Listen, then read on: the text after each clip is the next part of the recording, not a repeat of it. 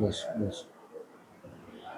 SIR को लेकर आज मीटिंग की गई है जी, क्या कुछ रहा मीटिंग में अहम? क्या कुछ बीएलओ को किस तरह, बीएलओ 2 बीएलओ 1 को किस तरह से ट्रेनिंग दी गई आज? जिस तरह से 15 जून से 15 जुलाई तक पूरे हरियाणा प्रदेश में एसआईआर रहेगी, तो इसीलिए आज हमने BLO 2 की मीटिंग बुलाई थी और उनको हर तरह से हमने प्रशिक्षण देने का प्रयास किया कि जब आपको क्या क्या करना है।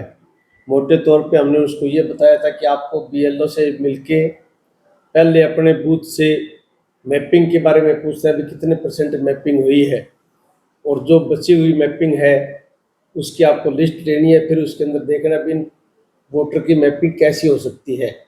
तो हमारा प्रयास ये रहेगा कि 100% मैपिंग होनी चाहिए, और उसके बाद में फार्म भरने का प्रोसेस शुरू होगा।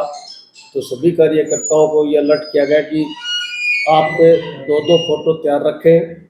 BLO के आते ही आप फार्म भर के और साइन करके BLO को फार्म दें, और ये सुनिश्चित करें कि BLO ने आपका फार्म है वेबसाइट पे अपलोड कर दिया है कि, क्योंकि एक BLO एक दिन में सिर्फ 50 फार्म ही अपलोड कर सकता है। और इसी तरह से हमने BLO 2 को कहा है कि 1200 वोटों से अगर अधिक आपका बूथ है तो आपके पास पावर है कि आप एक BLO से फार्म लेके दूसरा बूथ, जिस तरह कहीं 1300-1400 या 1500 एक बूथ पे है, तो फार्म लेके आप दूसरा बूथ के लिए अप्लाई कर सकते हो। 700 750 का एक बूथ बन जाए। इसी तरह से 2002 की लिस्ट में अगर आपके फादर का मदर का नाम नहीं है तो आप अपने दादा का, दादी का, नाना का, नानी का भी नाम देके अपना वोट वैलिड करवा सकते हैं।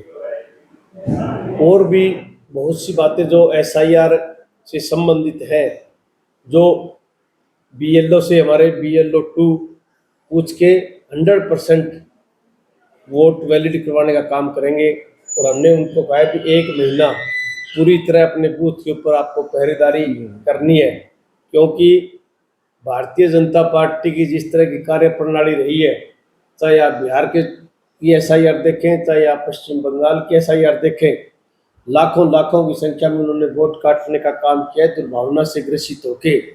ऐसी कुटिल चाल कहीं वो हरियाणा में ना चल दें, इसलिए कांग्रेस पार्टी के BLO 2 और दूसरे पदाधिकारी SIR के प्रति पूरे सजग और सावधान हैं। किसी भी सही साथी का वोट हम कटने नहीं देंगे और गलत आदमी का वोट हम रहने नहीं देंगे। कांग्रेस पार्टी की सोच है कि सभी सही साथियों के वोट वैलिड होने चाहिए। महाराष्ट्र में जिस तरह से घटनाएं सामने आई थी, राहुल गांधी ने भी बड़े आरोप लगाए थे कि भाजपा सरकार जो है अपनी मनमर्जी से बोगस वोट बना रही है, एक एक व्यक्ति के 40-40 वोट बना रही है। तो लगता नहीं है कि जी हरियाणा में भी ये चुनौती आपको देखने को मिलेगी? महाराष्ट्र में एक एक बिल्डिंग में 1500 वोट भी मिले थे, और इसी तरह एक आदमी के वोट कई कई बूथों पर भी मिले थे।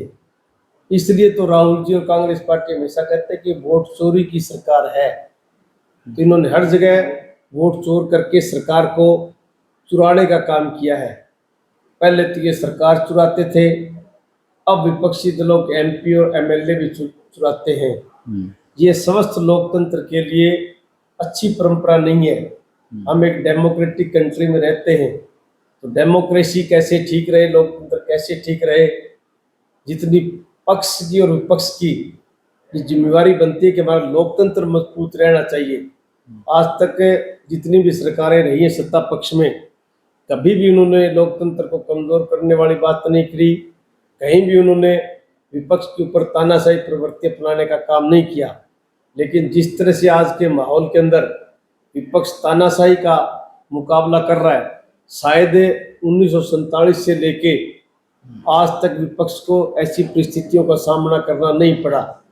नहीं तो जिस तरह से TMC चुनाव हारना और जीतना लोकतंत्र की एक प्रक्रिया है, चुनाव हारे भी जाते हैं, जीते भी जाते हैं, लेकिन जिस तरह से धन प्रलोभन देके, दूसरे दबाव डाल के विपक्षी दलों को खत्म करना, कमजोर करना, ये कोई अच्छी परंपरा नहीं है।